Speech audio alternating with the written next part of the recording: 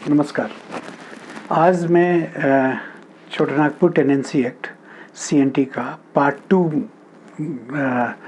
Video दे रहा हूँ आप लोगों को। इसमें आप बेसिकली CNT के अदर्स प्रोविज़न जो पार्ट 1 में हमने बोला है उसके बाद की स्थिति क्या बनती है और क्या है वो मैं आपको बता रहा हूँ। बेसिकली इसमें मैं आपको सबसे पहले इंट्रोड्यूस कराना चाहूँगा या करूँगा वो है काश्तकारी। इसमें कितने लोग हैं, क्या क्या काश्तकार हैं और उनका क्या हक बनता है, कैसे वो ज़मीन के ऊपर अपना टेनेंसी राइट यानी रैयत का अधिकार प्राप्त करते हैं। तो मूलतः इसमें 4 से 5 4 किस्म के हैं। पहला टेन्योर होल्डर हो गया। टेन्योर होल्डर का मतलब ये हुआ कि जो भूधारक है, अब कौन सा व्यक्ति भूधारक है वो CNT में उसको डिफाइन किया गया है। ठीक है, तो भूधारक इसमें पहला हुआ और भूधारक के बाद होता है रैयत। अब रैयत में कौन सा रैयत कहलाएगा? भूधारक भी रैयत है। तो नेचर जो होता है यहाँ बदल जाता है।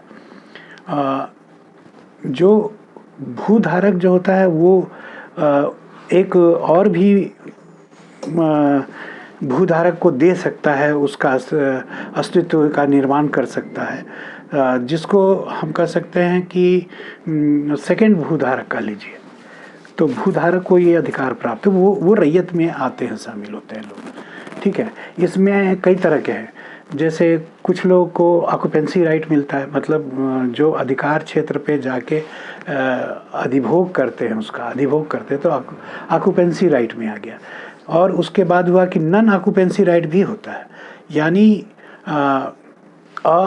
अधिभोगी, यानी अधिभोगी जो नहीं है वो भी इसमें शामिल होते हैं रैयत के रूप में। और एक रैयत जो होता है जिसको खुदकट्टी का राइट है, तो ये रैयत के अंदर दर रैयत हो गए, तो ये एक रैयत के किस्म को दर्शाता है और ये CNT में इसका प्रोविज़न है, क्योंकि इसी के बेसिस पर फिर सेटलमेंट ऑफ रेंट होता है, या जो स्थिति बनती है कि किसका कौन से दर रैयत हो गए और कौन से दर रैयत नहीं हुए। अब उसके बाद जो तीसरा क्वालिटी इसमें बेसिकली माना गया है वो है मतलब अंडर रैयत का ही है। तो अंडर रैयत अर्थात दर रैयत, एकदम स्पष्ट है कि अंडर रैयत का मतलब हो गया दर रैयत। और चौथा जो किस्म है वो है मुंडारी खुदकट्टीदारी। यहाँ दो तरह के खुदकट्टीदारी हुए, एक सिर्फ खुट्टीदारी है और एक जो है मुंडारी खुट्टीदारी है। मुंडारी खुदकट्टीदारी है। तो मुंडारी खुदकट्टीदारी और खुदकट्टीदारी ये दोनों में बहुत माइनर डिफरेंस है, लेकिन डिफरेंस तो है। अब वो डिफरेंस क्या आता है कि एक परिवार के नर सदस्यों द्वारा अगर जंगलों को काट करके खेत बनाया गया, वो खुदकट्टीदारी में आता है, तो वो खुदकट्टीदार कहे जाएंगे। ठीक है। और एक होता है जिसमें जो मुंडारी हुए, स्पेशली जो लोग मुंडारी हुए और वो जो है जंगलों को काट करके उनके नर वंशजों द्वारा, ये भी बहुत टेक्निकल चीज़ है कि उसको नारी नहीं करती है, जो नर वंशज होते हैं वही करते हैं। तो मुंडारी खुदकट्टीदारी में जो मुंडारी के जो नर वंशज हैं वो जो है जंगलों को काट करके और जब वो खेत का निर्माण करते हैं तो वह रैयत कहे गए और वो मुंडारी खुदकट्टीदारी हुई। ठीक है। अब इसमें और एक पॉइंट स्पेशली है कि इसको बहुत माइन्यूटली देखना पड़ता है कि अब जैसे मान लीजिए जो मुंडारी नहीं है और जैसे उरांव हो गए हैं या और भी लोग हो गए, जो भी शेड्यूल ट्राइब के अलग कम्युनिटी के लोग हैं, वो भी जंगल काट करके बनाते हैं, तो उनकी खुदकट्टीदारी कहलाएगी। लेकिन यहाँ पर मुंडारी खुदकट्टीदारी और वो दोनों में एक डिफरेंस आता है। इनका मुंडारी खुदकट्टीदारी कहलाएगा और उनका सिर्फ खुदकट्टीदारी कहलाएगा। तो ये जो है आपको काश्तकारी के अलग अलग जो बनाए गए नियम हैं और जो सीएनटी के अंतर्गत हैं, और उसी के आधार पर उनके वंशजों को उस संपत्ति का अधिकार प्राप्त उनको होते रहता है। मतलब जब से ये लागू हुआ सीएनटी हमारा 1908 में, जो 11 नवंबर 1908 को ये लागू हुआ।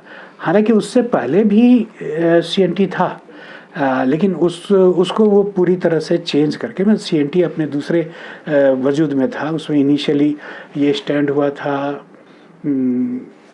बहुत पहले, तकरीबन 1879 में।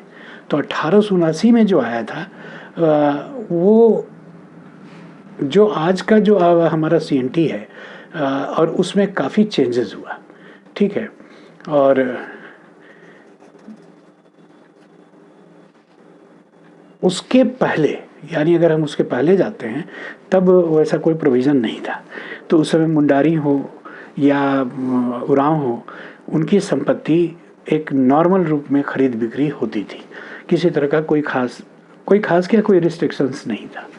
ये रिस्ट्रिक्शंस आपको आकर के लगे बेसिकली 1879 में, और उस वक्त हमारे यहाँ अंग्रेज़ों का शासन था और ज़मींदारी भी थी। तो कुछ जगहों पर मतलब ये थोड़ा सा आगे पीछे होकर के लागू हो रहा था, क्योंकि जहाँ पे अंग्रेज़ थे वहाँ पर वो इस चीज़ को लागू किए हुए थे, और जहाँ नहीं थे वहाँ नहीं। तो इस तरह से ये अलग अलग क्षेत्रों में इसका ये प्रिवेल थी।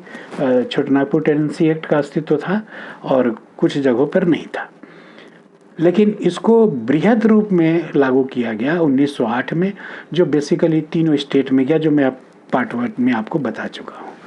तो इसमें आपको हमने ये बताया कि ये कितने किस्म के काश्तकार इसके अंदर आते हैं।